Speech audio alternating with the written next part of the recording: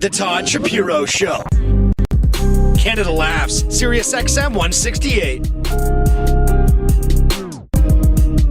Maybe tell us a little bit about Twitch, if you don't mind, because that's you're obviously with Enthusiast Gaming. You're heavily involved with some people who make a living on the Twitch platform. And I think a lot of people are still very unaware of that as opposed to YouTube. Yeah, well, actually, a lot of YouTube is shifting over to Twitch. I'm not sure why it became so exciting to talk in real time versus pre-recorded, but I guess the chat on the side where you could literally engage with the person as it's happening is really appealing to a lot of people. So basically, a lot of these Let's Plays, they were called, where people would just sit and play a game with commentary, and you would hear their personality come out. They would say funny things. They would get scared, and they would record that, put it up on YouTube. Now that same thing is happening, but live, where you could actually interact as an audience with people playing games on Twitch. So that's kind of the next big thing. And I mean, when you say it's the big thing, is there sort of a demographic that Twitch favors? Is there as many users now as there are over at YouTube, or are they kind of catching up? Well, they're not quite YouTube right now because YouTube appeals to so many other types of things. You could listen to music on there. You could have podcasts about any topic on YouTube, whereas Twitch is like just gaming. The thing about Twitch, though, is they are exploding in terms of their user base in gaming. So ComScore is this thing that's kind of like the Nielsen TV ratings. Nielsen tells you, okay, this was the number of how many people tuned into, I don't know, the Maple Leafs or whatever, the Super Bowl. And they're giving like these verified numbers. So ComScore also does the same kind of thing, but for the internet. And that's what all these media agencies use. And right now in the gaming sector across North America, ComScore is saying that Twitch now has the largest reach in gaming across everybody. Now we're on there too, Enthusiast Gaming. We're number 5, and we're just, we're a 3-year-old company. So, we can't quite compare, but we're moving up. But Twitch is really the big dog there.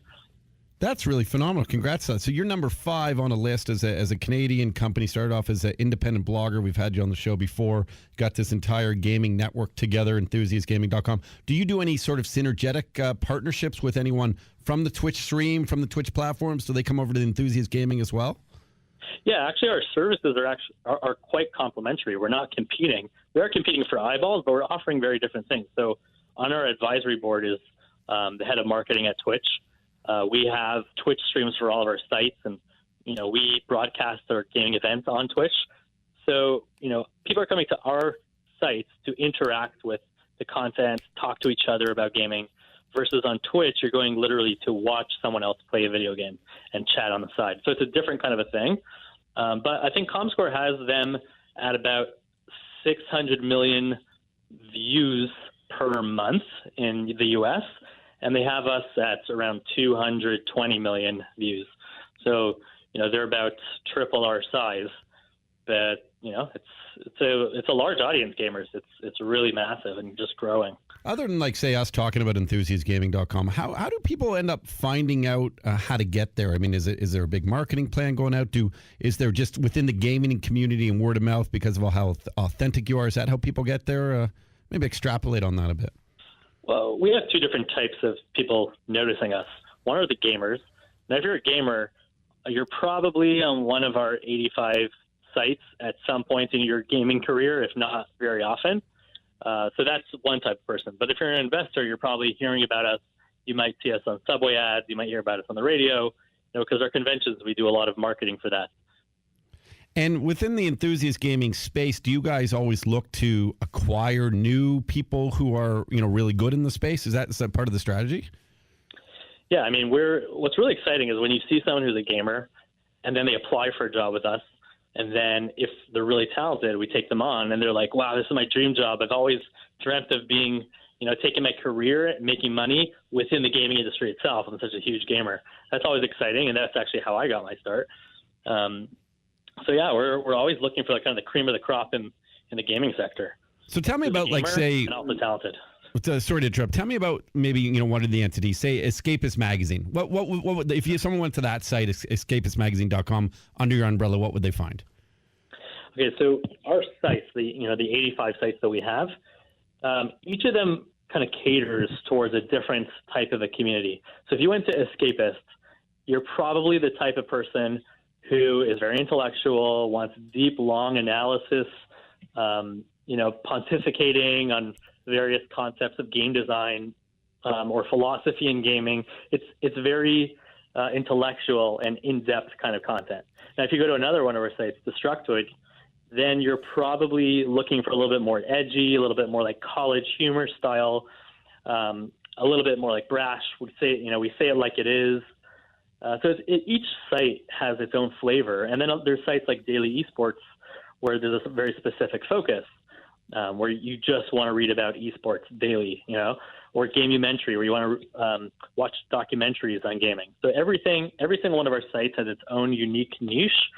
What I find because of that, if you're just like a general gaming site, let's say IGN or GameSpot, they are appealing kind of to the wide masses.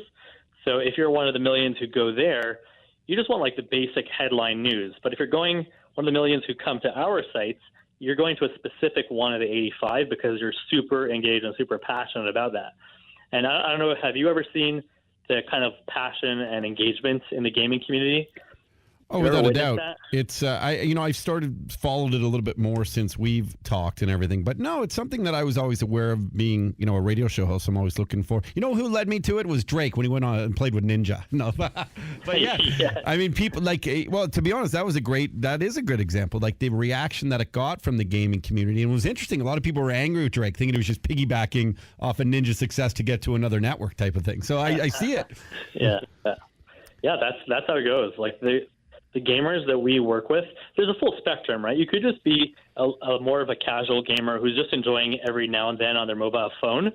That is a type of a gamer, actually, and a lot of money is made there too. But then you have the mainstream gamer with a console in their living room and probably like a gaming computer. But then you have really engaged fans who are constantly on Twitch, creating their content, on YouTube, interacting daily. The level of passion and engagement really ramps up to an exciting level. And that's also what you see at our events. Just like the sheer passion and excitement as people are cheering and, they're crying as they get to see kind of their celebrities, which, in the mainstream you may not have even heard of. But on YouTube or on Twitch, these are real celebrities to them.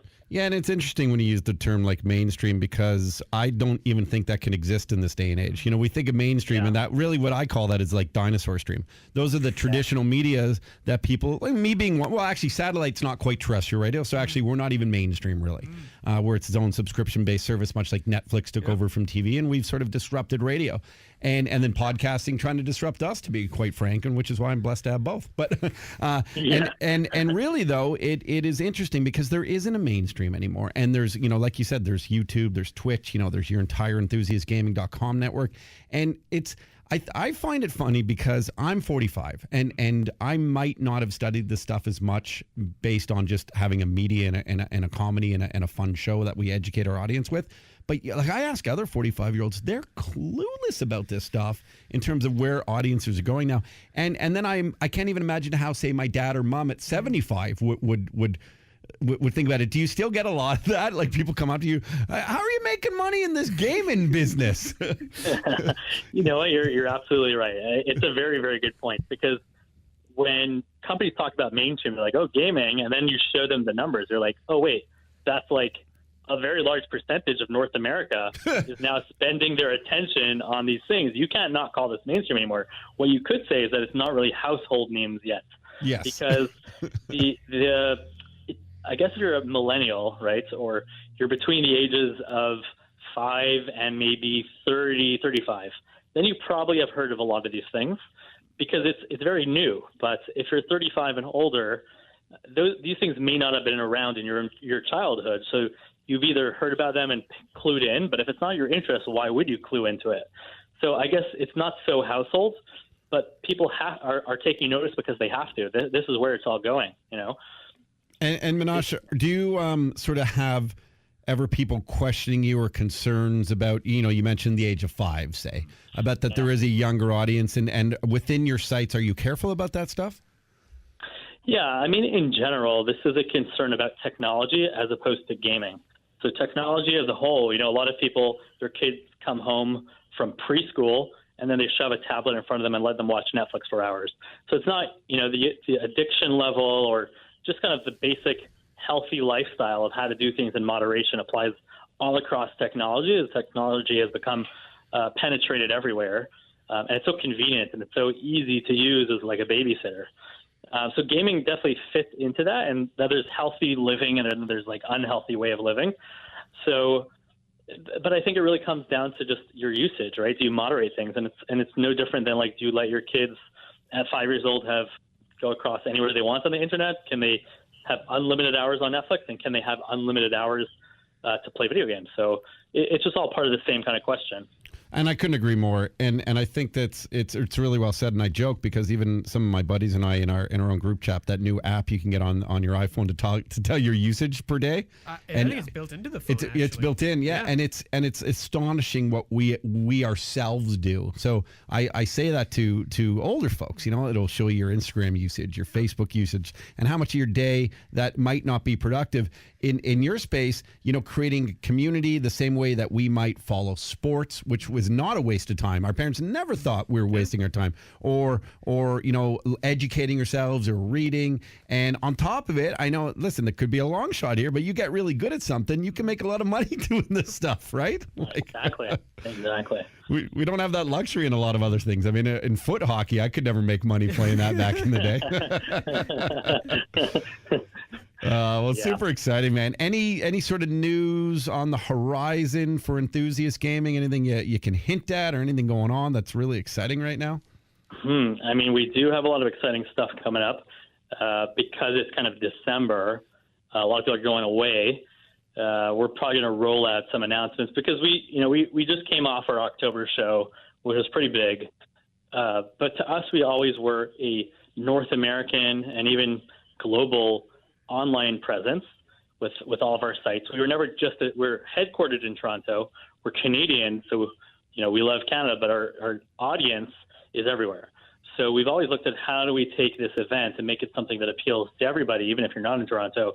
Can we go to other cities? Can we host things online that's great content for everybody? So I think that we're exploring a lot of different things, and by the new year we should have some cool announcements when we're ready to kind of roll it out where we're going to, which other cities. And before Bilal jumps in, because he's dying to ask you a couple of questions, Menashe, but I did see, on the business end of things, like a really impressive report on your quarterly earnings, which were up like over 630% from the last year's quarter at that time. And that's phenomenal growth for a company. I mean, again, I've told you this in person, I've told you on the air before. I love these inspirational stories and continued growth and success. I mean, that to me is what all of this is about. Like, people go and they take a chance in life, and you're kicking butt with it, dude. It's crazy. It's cool. Thank you. Do you get an extra feature when you do that, like you would in a game, like something like what are those called? The TSX should really give out trophies and achievements, right? Yeah, yeah, that's what I'm looking for. An achievement, exactly. 4 points. You get like a little. I'm just thinking Mary Brothers with like a little penny running around. You get to collect those little pennies in real life. You just see them coins. Yeah. What do you got, Bilal? I was going to ask you, because I know it's the holiday season, and a lot of times parents don't know what to buy. And there's a lot of hype around a lot of games. So, like Fallout, I was so hyped for Fallout, and the reviews ended up not being good. But a lot of other sites, they didn't actually review it for up to a week because they were sponsored by Fallout. So how important is it to have this unfiltered community that can give you immediate reaction, and people will even have advanced copies? Maybe they were beta testers. How great a tool could that be for parents? They're just like, I don't really know what to get my kid. What's going to be an appropriate game, and then B, a really quality game, so I'm not having to buy another game on like Boxing Day or New Year's because the first game was a dud and has bugs or whatever. Yeah, the truth is we've always talked about making a site that's specifically catered towards parents and their kids, and just giving good recommendations and because I'm sure there's so many parents out there right now that don't have a lot of insight. They know their kids are crazy into this thing, and they're just Googling, and it's a good way to get traffic, but it's also a good way to provide content. We've talked about it a lot, but we haven't created it yet.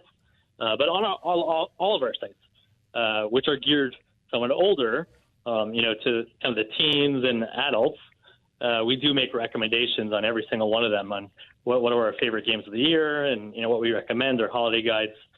Personally, I think if anyone hasn't picked up the Nintendo Switch so far, to me that's a really exciting one, because I have games on there that I enjoy, but then my kids have games that they enjoy, and then there are games that we both enjoy together that are multiplayer, that are, even though they seem kind of friendly and colorful, a game like Super Smash Bros. Ultimate, I know my entire office over here, they're all salivating over getting it, but it can be played on so many levels. You can play it with your kids, you can play it on your own with really competitive, hardcore tournaments that go on throughout the city.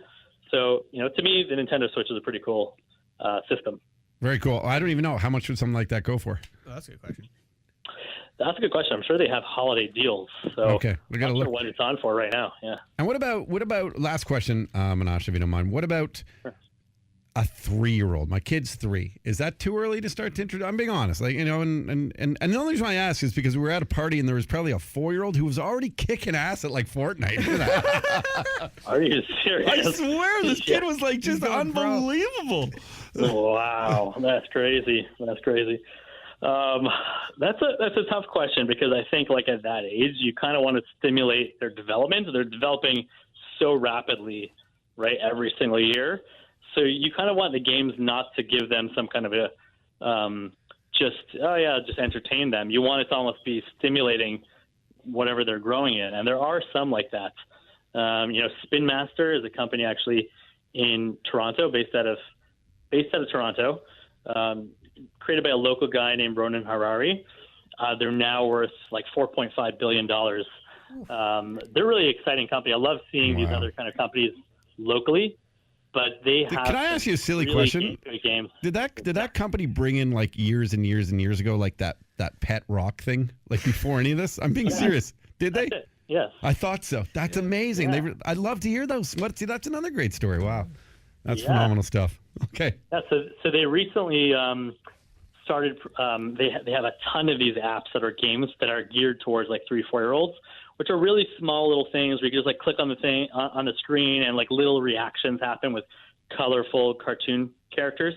I found those were good for my kids. Good to know. Good advice, man. And I like that advice. By the way, you're at Menashe Gamer. People are going to go and follow you.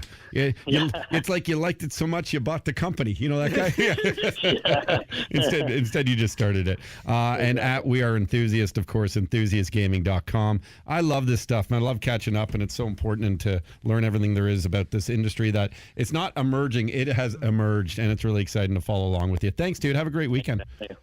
Thanks, man. Cheers. Have a great weekend. Bye-bye. Thank you. The Todd Shapiro Show. You are the greatest hero in American history. SiriusXM Canada Laughs Channel 168.